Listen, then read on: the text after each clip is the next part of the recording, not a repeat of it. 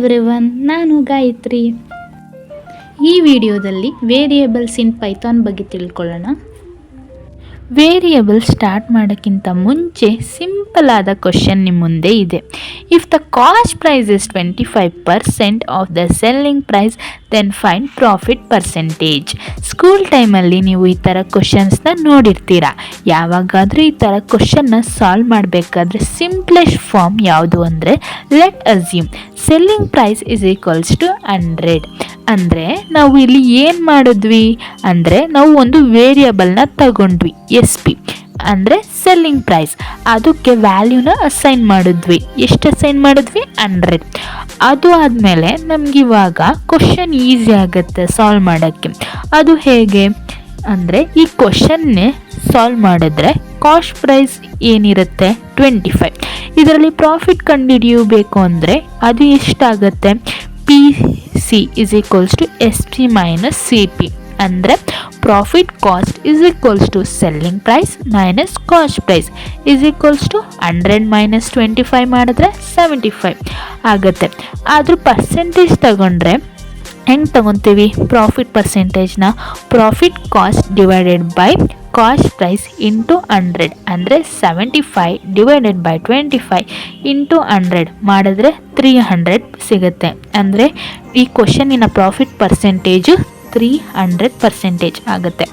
ಈ ಥರ ಸಿಂಪ್ಲೆಸ್ಟಾಗಿ ಸಾಲ್ವ್ ಮಾಡಬೇಕು ಅಂದರೆ ಫಸ್ಟ್ ನಾವು SP ಅಂತ ಅಸ್ಯೂಮ್ ಮಾಡಿಕೊಂಡು, SP ಅನ್ನೋದೇನು? ವೇರಿಯೇಬಲ್. ಅದಕ್ಕೆ ಇದೊಂದು ಅಡ್ವಾಂಟೇಜ್.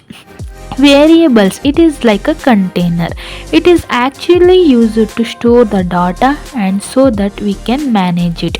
ಮತ್ತು ಪ್ರೋಗ್ರಾಮರ್ಸ್, ಯೂಸರ್ಸ್ ಅವರು ಈ ವೇರಿಯೇಬಲ್ಸ್ನ ನೇಮನ್ನು ಡಾಟಾನ ಸ್ಟೋರ್ ಮಾಡ್ತಾರೆ.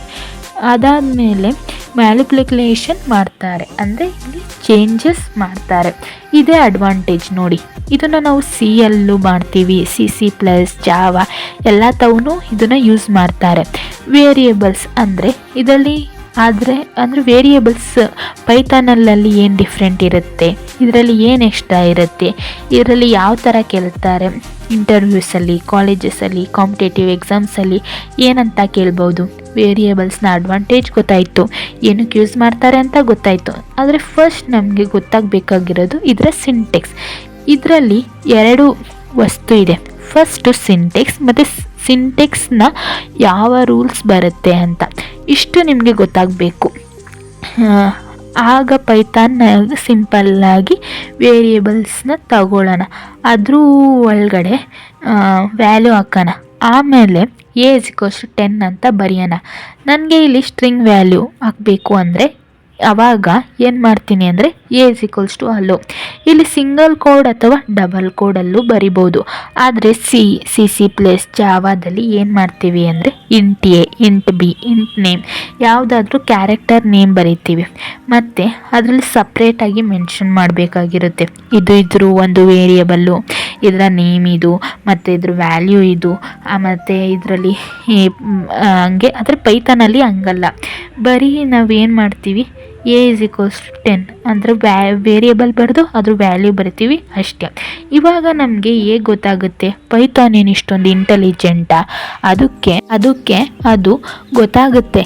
ಇದು ಇಂಟೀಜರ್, ಇದು ಕ್ಯಾರೆಕ್ಟರ್, ಇದು ಬೂಲಿಯನ್ ಅಂತ.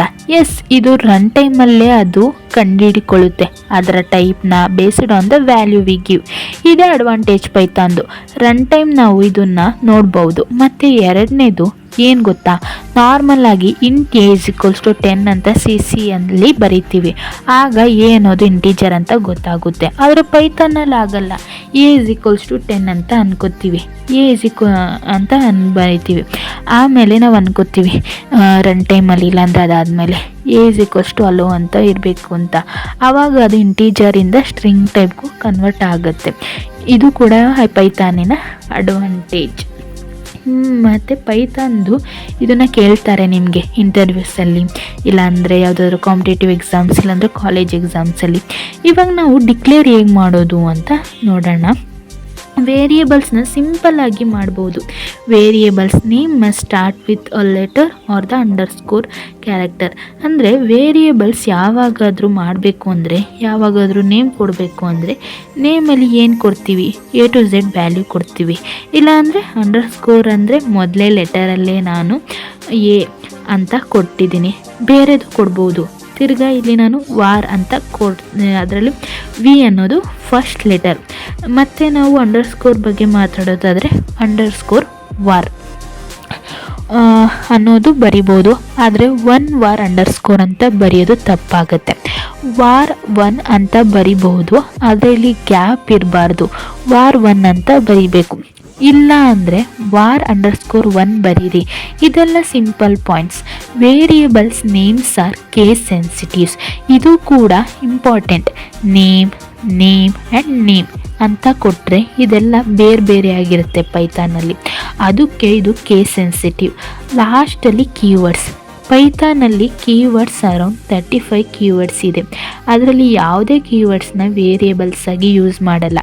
ಲೈಕ್ ಡೆಫ್ ಅನ್ನೋದು ಒಂದು ಕೀವರ್ಡ್, ಫಂಕ್ಷನ್ ಡಿಫೈನ್ ಮಾಡೋಕ್ಕೆ ಅದನ್ನು ಯೂಸ್ ಮಾಡ್ತೀವಿ, ಅದನ್ನು ವೇರಿಯೇಬಲ್ ಆಗಿ ಯೂಸ್ ಮಾಡಲ್ಲ. ಹಾಗೇ 35 ಕೀವರ್ಡ್ಸ್ನ ಯೂಸ್ ಮಾಡಲ್ಲ. ಇದು ಸಿಂಪಲ್ ಪಾಯಿಂಟ್. ಮತ್ತು ಇದು ಇವಾಗ ಅದನ್ನು ಹೇಗೆ ಎಕ್ಸಿಕ್ಯೂಷನ್ ಮಾಡೋದು ನೋಡೋಣ. ವೇರಿಯೇಬಲ್ಸ್ನ ಎಕ್ಸಿಕ್ಯೂಷನ್ ಬಗ್ಗೆ ಮಾತಾಡೋದಾದರೆ, variable name must start with a letter or the underscore character. ಅಂದರೆ ಇಲ್ಲಿ ನಾವು ಫಸ್ಟು ಗ್ಯಾಪ್ ಕೊಡ್ದಲೇ ಮಾಡಿದ್ದಕ್ಕೆ ನಮಗೆ ಕರೆಕ್ಟಾಗಿರೋ ಔಟ್ಪುಟ್ ಬಂತು. ಆದರೆ ಈಗ ನಾವು ಅಂಡರ್ಸ್ಕೋರಿಂದ ಮಾಡ್ತೀವಿ, ಆಗ್ಲೂ ನಮಗೆ ಕರೆಕ್ಟ್ ಔಟ್ಪುಟ್ ಬರುತ್ತೆ. ಈಗ ರನ್ ಮಾಡಿದ್ರೆ ಈಗ ಕರೆಕ್ಟ್ ಔಟ್ಪುಟ್ ಬಂತು. ಆದರೆ ಇಲ್ಲ ಗ್ಯಾಪ್ ಕೊಟ್ಟರೆ ನಮಗೆ ಆಗ ಕರೆಕ್ಟು ಬರಲ್ಲ. ಈಗ ನೋಡಿ, ಇಲ್ಲಿ ಗ್ಯಾಪ್ ಕೊಡ್ತಾಯಿದ್ದೀನಿ, ವಾರ ಆದಮೇಲೆ ಗ್ಯಾಪು, ತಿರ್ಗಿಲ್ಲೂ ವಾರ ಆದಮೇಲೆ ಗ್ಯಾಪ್ ಕೊಟ್ಟೆ. ಆಗ ನಮಗೆ ಏನು ಬರುತ್ತೆ ಅಂದರೆ ಸಿಂಟೆಕ್ಸ್ ಎರರ್ ಬರುತ್ತೆ. ಅದಕ್ಕೆ ನಾವು ಗ್ಯಾಪ್ ಕೊಡಬಾರ್ದು. ಗ್ಯಾಪ್ ಕೊಟ್ಟರೆ ಅಂಡರ್ಸ್ಕೋರ್ ಹಾಕಬೇಕು, ಇಲ್ಲಾಂದರೆ ಗ್ಯಾಪೇ ಕೊಡಬಾರ್ದು. ನೋಡಿ, ವಾರ್ 1 ಇಲ್ಲಾಂದರೆ ವಾರ್ 1 ಅಂತ ಕೊಟ್ಟರೆ ಈಗ ನಮಗೆ ಕರೆಕ್ಟ್ ಬರುತ್ತೆ. ಈಗ ನೆಕ್ಸ್ಟು ಕೇಸ್ ಸೆನ್ಸಿಟಿವ್ ಬಗ್ಗೆ ಮಾತಾಡೋಣ. ಕೇಸ್ ಸೆನ್ಸಿಟಿವಲ್ಲಿ ಸ್ಮಾಲ್ ಲೆಟರ್ ಎ ವ್ಯಾಲ್ಯೂನೇ ಬೇರೆ ಆಗಿರುತ್ತೆ, ಬಿಗ್ ಲೆಟರ್ ಎ ವ್ಯಾಲ್ಯೂನೇ ಬೇರೆ ಆಗುತ್ತೆ. ಈಗ ಸ್ಮಾಲ್ ಲೆಟರ್ ಎ ವ್ಯಾಲ್ಯೂ ಮಾಡಿದ್ದಕ್ಕೆ 10 ಅಂತ ಬಂತು. ಅದೇ ಜಾಗದಲ್ಲಿ big letter A, print big letter A ಅಂತ ಹಾಕಿದ್ರೆ ಆಗ ಅದ್ರ ವ್ಯಾಲ್ಯೂ ಬರುತ್ತೆ. ಅದಕ್ಕೆ ಪೈಥಾನ್ ಅನ್ನೋದು ಒಂದು ಕೇಸ್ ಸೆನ್ಸಿಟಿವ್. ಐ ಹೋಪ್ ಈ ವಿಡಿಯೋದಿಂದ ನಿಮಗೆ ಅರ್ಥ ಆಗಿರುತ್ತೆ ವೇರಿಯೇಬಲ್ಸ್ ಇನ್ ಪೈಥಾನ್ ಮತ್ತು ಎಕ್ಸಿಕ್ಯೂಷನ್ ಇನ್ ಪೈಥಾನ್. ಈ ವಿಡಿಯೋ ಇಷ್ಟೇ, ಮತ್ತೆ ಸಿಗೋಣ. Till then keep learning and keep exploring. Bye.